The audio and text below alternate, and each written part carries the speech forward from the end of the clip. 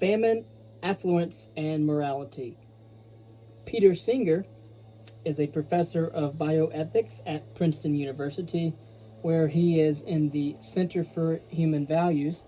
His publications include Democracy and Disobedience, Animal Liberation, and Practical Ethics. As I write this in November of 1971, people are dying in East Bengal from lack of food, shelter, and medical care. The suffering and death that are occurring there now are not inevitable, not unavoidable in any fatalistic sense of the term. Constant poverty, a cyclone, a civil war have turned at least 9 million people into destitute refugees. Nevertheless, it is not beyond the capacity of the richer nations to give enough assistance to reduce any further suffering to very small proportions. The decisions and actions of human beings can prevent this kind of suffering. Unfortunately, human beings have not made the necessary decisions. This article, Famine, Affluence, and Morality, is from Philosophy and Public Affairs. At the individual level, people have, with very few exceptions, not responded to the situation in any significant way. Generally speaking, people have not given large sums of relief funds. They have not written to their parliamentary representatives demanding increased government assistance. They have not demonstrated in the streets, held symbolic fasts, or done anything else directed toward providing the refugees with the means to satisfy their essential needs. At the government level, no government has given the sort of massive aid that would enable the refugees to survive for more than a few days. Britain, for instance, has given rather more than most countries. It has to date given 14,750,000 euros. For comparative purposes, Britain's share of the non-recoverable development cost of the Anglo-French Concord project is already in excess of 275 million, and on present estimates will reach 440 million euros. The implication is that the British government values a supersonic transport more than 30 times as highly as it values the lives of the 9 million refugees. Australia is another country which, on a per capita basis, is well up in the aid to Bengal table. Australia's aid, however, accounts to less than 1/12 of the cost of Sydney's new opera house. The total amount given from all sources now stands at about 65 million euros. The estimated cost of keeping the refugees alive for 1 year is 464 million euros. Most of the refugees have now been in the camps for more than 6 months. The World Bank has said that India needs a minimum of 300 million euros in assistance from other countries before the end of the year. It seems obvious that assistance on this scale will not be forthcoming. India will be forced to choose between letting the refugees starve or diverting funds from her own development program, which will mean that more of her own people will starve in the future. These are the essential facts about the present situation in Bengal. So far, it has a concern for us here. There is nothing unique about the situation except its magnitude. The Bengal emergency is just the latest and most acute of a series of major emergencies in various parts of the world, arising both from natural and from man-made causes. There are also many parts of the world in which people die from malnutrition and lack of food, independent of any special emergency. I take Bengal as my example only because the present concern and because the size of the problem has ensured that it has been given adequate publicity. Neither individuals nor governments can claim to be unaware of what is happening there. What are the moral implications of a situation like this? In what follows, I shall argue that the way people in relatively affluent countries react to a situation like that in Bengal cannot be justified. Indeed, the whole way we look at moral issues, our moral conceptual scheme, needs to be altered, and with it, the way of life that has come to be taken for granted in our society. In arguing for this conclusion, I will not, of course, claim to be morally neutral. I shall, however, try to argue for the moral position that I take, so that anyone who accepts certain assumptions to be made explicit will, I hope, accept my conclusion. I begin with the assumption that suffering and death from lack of food, shelter, and medical care are bad. I think most people will agree about this, although one may reach the same view by different routes. I shall not argue for this view. People can hold all sorts of eccentric positions, and perhaps from some of them it would not follow that death by starvation is in itself bad. It is difficult, perhaps impossible, to refute such positions, and so for brevity I will henceforth take this assumption as accepted. Those who disagree need read no further. My next point is this. If it is in our power to prevent something bad from happening without thereby sacrificing anything of comparable moral importance, we ought morally to do it.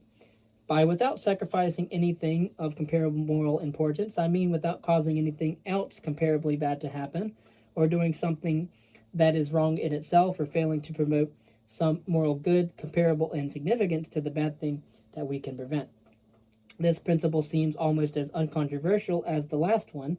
It requires us only to prevent what is bad and not to promote what is good, and it requires this of us only when we can do it without sacrificing anything that is, from the moral point of view, comparably important.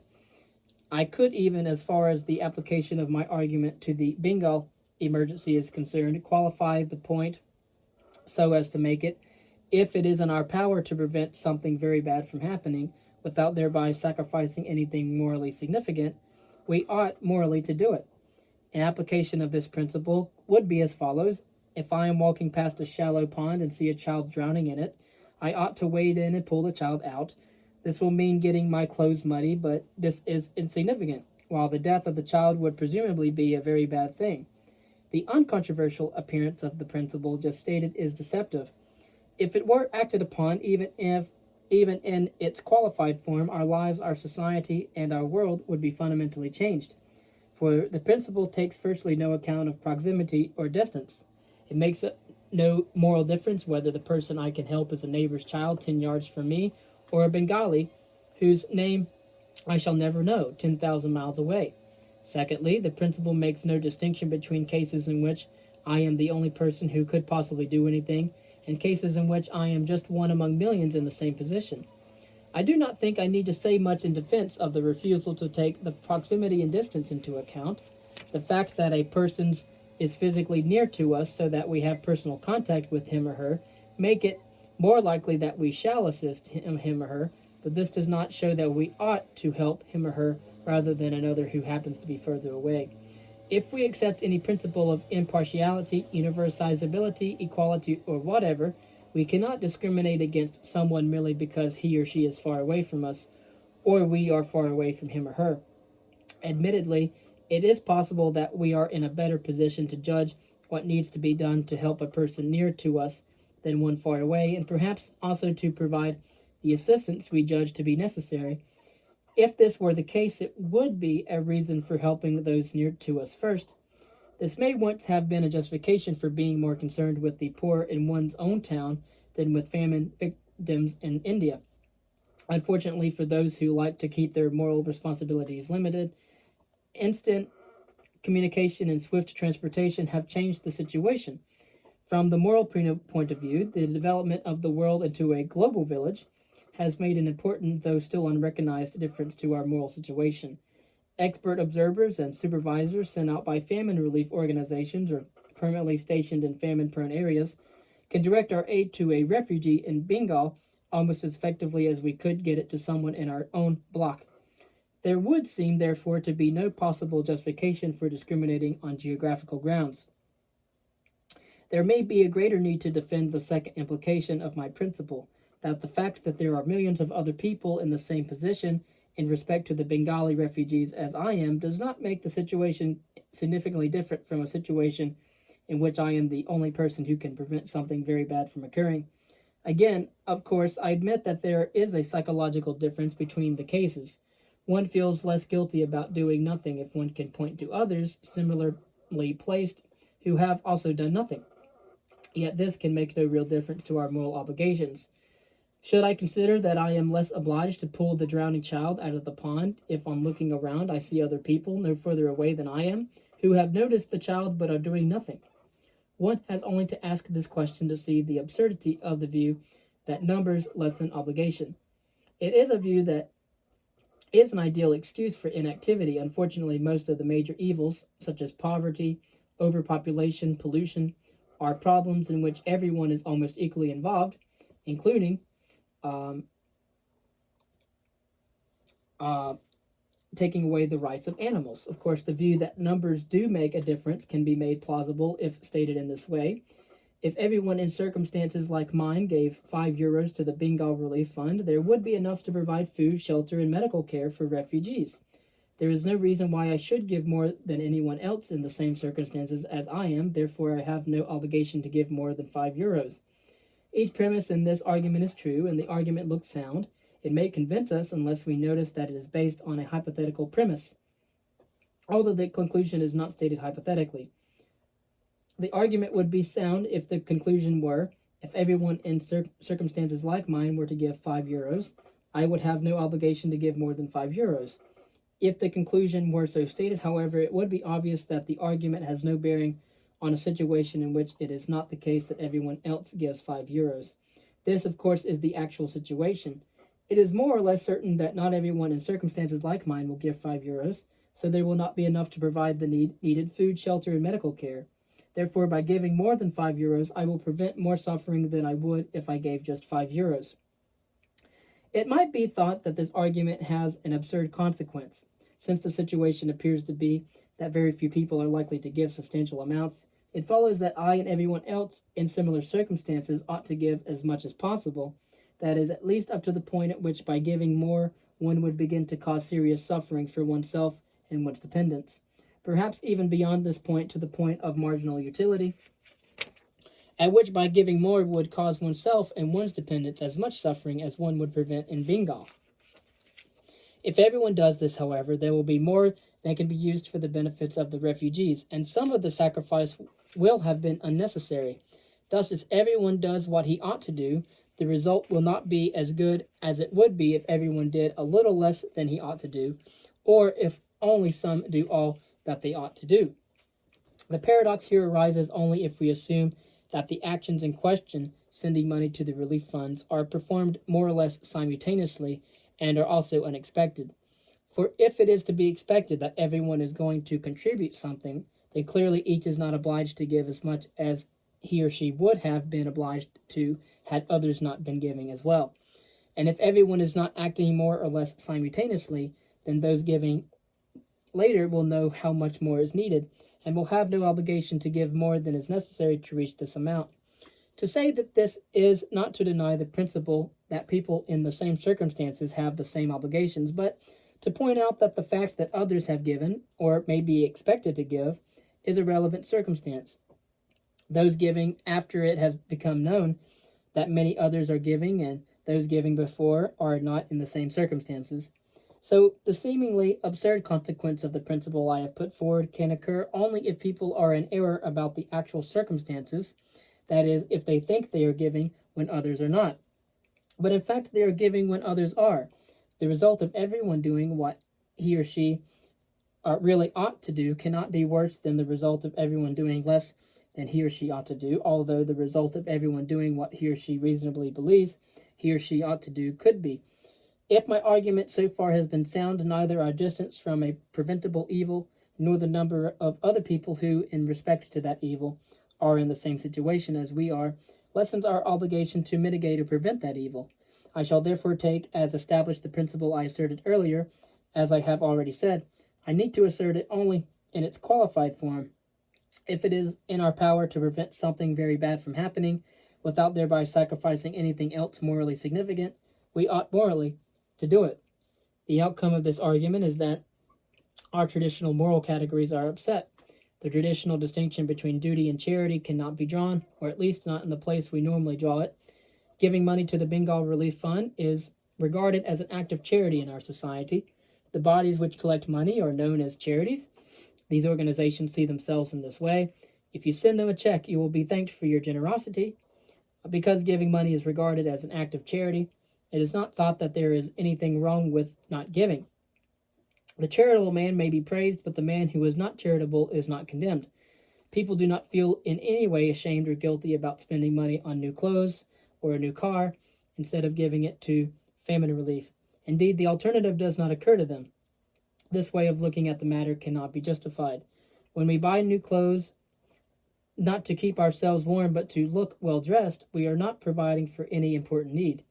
We would not be sacrificing anything significant if we were to continue to wear our old clothes and give the money to famine relief. By doing so, we would prevent another person from starving. It follows from what I have said earlier that we ought to give money away rather than spend it on clothes which we do not need to keep us warm. To do so is not charitable or generous, nor is it the kind of act which philosophers and theologians have called an act which it would be good to do, but not wrong not to do. On the contrary, we ought to give the money away, and it is wrong not to do so. I am not maintaining that there are no acts which are charitable, or that there are no acts which it would be good to do, but not wrong not to do. It may be possible to redraw the distinction between duty and charity in some other place. All I am arguing here is that the present way of drawing the distinction which makes it an act of charity for a man living at the level of affluence, which most people in the developed nations enjoy, to give money to save someone else from starvation, cannot be supported. It is beyond the scope of my argument to consider whether the distinction should be redrawn or abolished altogether. There would be many other possible ways of drawing the distinction. For instance, one might decide that it is good to make other people as happy as possible, but not wrong not to do so. Despite the limited nature of the revision in our moral conceptual scheme which I am proposing, the revision would, given the extent of both affluence and famine in the world today, have radical implications. These implications may lead to further objections distinct from those I have already considered. I shall discuss two of these. One objection to the position I have taken might be simply that it is too drastic a revision of our moral scheme. People do not ordinarily judge in the way I have suggested that they should. Most people reserve their moral condemnation for those who violate some moral norm, such as the norm against taking another person's property. They do not condemn those who indulge in luxury instead of giving to famine relief. But given that I did not set out to present a morally neutral description of the way people make moral judgments, the way people do in fact judge has nothing to do with the validity of my conclusion. My conclusion follows from the principle which I advanced earlier, and unless that principle is rejected or the arguments shown to be unsound, I think the conclusion must stand, however strange it appears. It might nevertheless be interesting to consider why our society and most other societies do judge differently from the way I have suggested they should. In a well-known article, J.O. Urmson suggested that the imperatives of duty, which tells us what we must do, as distinct from what it would be good to do, but not wrong to do, function so as to prohibit behavior that is intolerable if men are to live together in a society. This may explain the origin and continued existence of the present division between acts of duty and acts of charity. Moral attitudes are shaped by the needs of society, and no doubt society needs people who will observe the rules that make social existence tolerable. From the point of view of a particular society, it is essential to prevent violations of norms against killing, stealing, and so on. It is quite essential, however, to help people outside one's own society. If this is an explanation of our common distinction between duty and supererogation, however, it is not a justification of it. The moral point of view requires us to look beyond the interests of our own society. Previously, as I have already mentioned, this may hardly have been feasible, but it is quite feasible now. From the moral point of view, the prevention of the starvation of millions of people outside our society must be considered at least as pressing as the upholding of property norms within our society. It has been argued by some writers, among them Sidgwick and Urmson, that we need to have a basic moral code which is not too far beyond the capacities of the ordinary man or woman, for otherwise there will be a general breakdown of compliance with the moral code. Crudely stated, this argument suggests that if we tell people that they ought to refrain from murder and give everything they do not really need to famine relief, they will do neither. Whereas if we tell them that they ought to refrain from murder and that it is good to give to famine relief but not wrong not to do so, they will at least refrain from murder. The issue here is, where should we draw the line between conduct that is required and conduct that is good although not required? so as to get the best possible result? This would seem to be an empirical question, although a very difficult one. One objection to the Sidgwick-Urmson line of argument is that it takes insufficient account of the effect that moral standards can have on the decisions we make. Given a society in which a wealthy man who gives 5% of his income to famine relief is regarded as most generous, it is not surprising that a proposal that we all ought to give away half our income will be thought to be absurdly unrealistic. In a society which held that no man or woman should have more than enough while others have less than they need, such a proposal might seem narrow-minded. What it is possible for a man or woman to do and what they are likely to do are both, I think, very greatly influenced by what people around them are doing and expecting them to do.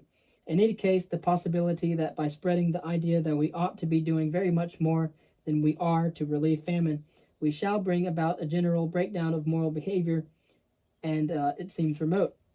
If the stakes are an end to widespread starvation, it is worth the risk. Finally, it should be emphasized that these considerations are relevant only to the issue of what we should require from others, and not to what we ourselves ought to do. The second objection to my attack on the present distinction between duty and charity is one which has from time to time been made against utilitarianism. It follows from some forms of utilitarian theory that we all ought morally to be working full-time to increase the balance of happiness over misery. The position I have taken here would not lead to this conclusion in all circumstances, for if there were no bad occurrences that we could prevent without sacrificing something of comparable moral importance, my argument would have no application. Given the present conditions in many parts of the world, however, it does follow from my argument that we ought morally to be working full-time to relieve great suffering of the sort that occurs as a result of famine or other disasters. Of course, mitigating circumstances can be adduced. For instance, that if we wear ourselves out through overwork, we shall be less effective than we would otherwise have been. Nevertheless, when all considerations of this sort have been taken into account, the conclusion remains: we ought to be preventing as much suffering as we can without sacrificing something else of comparable moral importance. This conclusion is one which we may be reluctant to face. I cannot see, though, why it should be regarded as a criticism of the position for which I have argued, rather than a criticism of our ordinary standards of behavior. Since most people are self-interested to some degree, very few of us are likely to do everything that we ought to do. It would, however, hardly be honest to take this as evidence that it is not the case that we ought to do it. It may still be thought that my conclusions are so wildly out of line with what everyone else thinks, and has always thought that there must be something wrong with the argument somewhere. In order to show that my conclusions, while certainly contrary to contemporary Western moral standards, would not have seemed so extraordinary at other times and in other places, I would like to quote a passage from a writer not normally thought of as a way-out radical, a medieval writer, Thomas Aquinas. Quote, "Now, accordingly to the natural order instituted by divine providence, material goods are provided for the satisfaction of human needs. Therefore, the division and appropriation of property, which proceeds from human law, must not hinder the satisfaction of humankind's necessity from such goods. Equally, whatever a man has in superabundance is owed of natural right to the poor for their sustenance. So Ambrosius says, and it is also to be found in the Decretum Gratiani, quote, the bread which you withhold belongs to the hungry, the clothing you shut away to the naked, and the money you bury in the earth is the redemption and freedom of the penniless." End quote.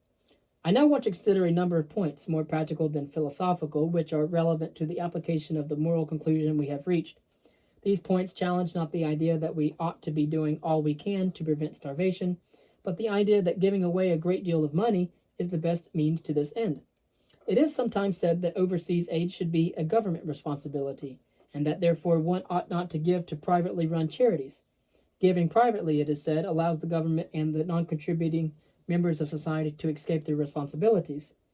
This argument seems to assume that the more people there are who give to privately organized famine relief funds, the less likely it is that the government will take over full responsibility for such aid. This assumption is unsupported and does not strike me as at all plausible. The opposite view, that if no one gives voluntarily, a government will assume that its citizens are uninterested in famine relief and would not wish to be forced into giving aid, seems more plausible. In any case, unless there were a definite probability that by refusing to give, one would be helping to bring about massive government assistance, people who do refuse to make voluntary contributions are refusing to prevent a certain amount of suffering without being able to point to any tangible beneficial consequence of their refusal. So the onus of showing how the refusal will bring about government action is on those who refuse to give. I do not, of course, want to dispute the contention that governments of affluent nations should be giving many times the amount of genuine, no strings attached aid, and that they are giving now. I agree, too, that giving privately is not enough, and that we ought to be campaigning actively for entirely new standards for both public and private contributions to famine relief. Indeed, I would sympathize with someone who thought that campaigning was more important than giving oneself, although I doubt whether preaching what one does not practice would be very effective. Unfortunately, for many people, the idea that it's the government's responsibility is a reason for not giving, which does not appear to entail any political action either. Another, more serious reason for not giving to famine relief funds is that until there is effective population control, relieving famine merely postpones starvation. If we save the Bengal refugees now, others, perhaps the children of these refugees, will face starvation in a few years' time. In support of this, one may cite the now well-known facts about the population explosion and the relatively limited scope for expanded production. This point, like the previous one, is an argument against relieving suffering that is happening now, because of a belief about what might happen in the future due to overpopulation and running out their food surplus resources. But it is unlike the previous point that every good evidence can be adduced in support of this belief about the future. I will not go into the evidence here. I accept that the earth cannot support indefinitely a population rising at the present rate. Now, of course, in the 21st century, it is about 8 billion. This certainly poses a problem for anyone who thinks it important to prevent famine. Again, however, one could accept the argument without drawing the conclusion that it absolves one from any obligation to do anything to prevent famine. The conclusion that should be drawn is that the best means of preventing famine in the long run is population control. It would then follow from the position reached earlier that one ought to be doing all one can to promote population control, unless one held that all forms of population control were wrong in themselves or would have significantly bad consequences. Since there are organizations working specifically for population control, one would then support them rather than more orthodox methods of preventing famine. A third point raised by the conclusion reached earlier relates to the question of just how much we all ought to be giving away.